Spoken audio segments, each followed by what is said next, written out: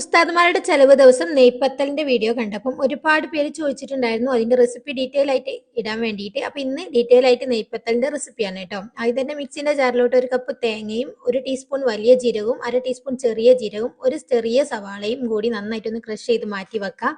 ഇനി മറ്റൊരു ബൗളിലോട്ട് പുട്ടുപൊടിയാണ് എടുക്കുന്നത്. ഞാനിവിടെ അജ്മീന്റെ 1/2 കപ്പ് പുട്ടുപൊടിയാണ് കേട്ടോ എടുത്തിട്ടുള്ളത്. ഇതിലോട്ട് പാകത്തിനുള്ള ഉപ്പ് ചേർത്ത് കൊടുക്കുക. ഇനി നന്നായിട്ട് തിളച്ചിട്ടുള്ള ചൂടുവെള്ളം 1/2 കപ്പ് അളവിൽ തന്നെ ഒഴിച്ചു കൊടുത്ത് നന്നായിട്ട് മിക്സ് ചെയ്തിട്ട് ഒരു 10 മിനിറ്റ് അടച്ചു വെക്കുക കേട്ടോ. നമ്മുടെ ഈ ഒരു പൊടിയൊന്ന് കുക്കായി വരാൻ വേണ്ടിയിട്ടാണ്. 10 മിനിറ്റിന് ശേഷം നമ്മൾ നേരത്തെ ഒതുക്കി വെച്ചിട്ടുള്ള ആ തേങ്ങന്റെ മിക്സ് ഇല്ലേ, അതുകൂടി ചേർത്ത് നന്നായിട്ടൊന്ന് കുഴച്ചെടുക്കുക. നമ്മൾ പത്തിരിക്കൊക്കെ മാവ് കുഴച്ചെടുക്കും പോലെ നല്ല സോഫ്റ്റ് ആയിട്ടൊന്ന് കുഴച്ചെടുക്കണേ.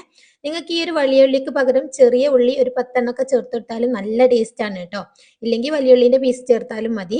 അപ്പോൾ അത് നന്നായിട്ട് നല്ല സോഫ്റ്റ് ആയിട്ട് തന്നെ കുഴച്ചെടുത്തിട്ട് ഫ്രൈ ചെയ്തെടുക്കുക. അപ്പോൾ ഓയിൽ ഇതാ ചൂടാക്കാൻ വേണ്ടി വെച്ചിട്ടുണ്ട്. മീഡിയം ടു ഹൈയിൽ വെച്ചിട്ട് ഓയിൽ ചൂടാക്കി എടുക്കുക. എന്നിട്ട് ലോ ടു മീഡിയയിൽ വെച്ചിട്ട് വേണം ഫ്രൈ ചെയ്തെടുക്കാൻ കേട്ടോ. പരത്തിയെടുക്കുന്ന സമയത്ത് കയ്യിൽ വെച്ചിട്ട് ഇതേപോലെ പ്രസ് ചെയ്ത് കൊടുത്താൽ മതി. കയ്യിൽ ഒട്ടിപ്പിടിക്കുന്നുണ്ടെങ്കിൽ കുറച്ച് ഓയിൽ സ്പ്രെഡ് ആക്കി കൊടുക്കുക. പത്തിരി എല്ലാം പരത്തിയെടുത്താൽ നമുക്കിത് ചുട്ടെടുക്കാം കേട്ടോ. അപ്പോൾ നമ്മൾ ഫ്രൈ ചെയ്യുന്ന സമയത്ത് നന്നായിട്ട് ഇങ്ങനെ പൊങ്ങി വരും. പൊങ്ങി വന്നതിന് ശേഷം തിരിച്ചു മറിച്ചിട്ട് നല്ലൊരു ഗോൾഡൻ കളർ ആകുമ്പോൾ എണ്ണയിൽ നിന്നും കോരി മാറ്റാം. സിമ്പിൾ ആയിട്ട് ചെയ്തെടുക്കാൻ പറ്റുന്ന നല്ല ടേസ്റ്റ് ഉള്ള നെയ്പത്തലാണ്. ട്രൈ ചെയ്ത് നോക്കിയിട്ട് ഫീഡ്ബാക്ക് അറിയിക്കുക. വീഡിയോ ഇഷ്ടമായിട്ടുണ്ടെങ്കിൽ ലൈക്ക് ചെയ്യാനും ഫോളോ ചെയ്യാനും മറക്കല്ലേ.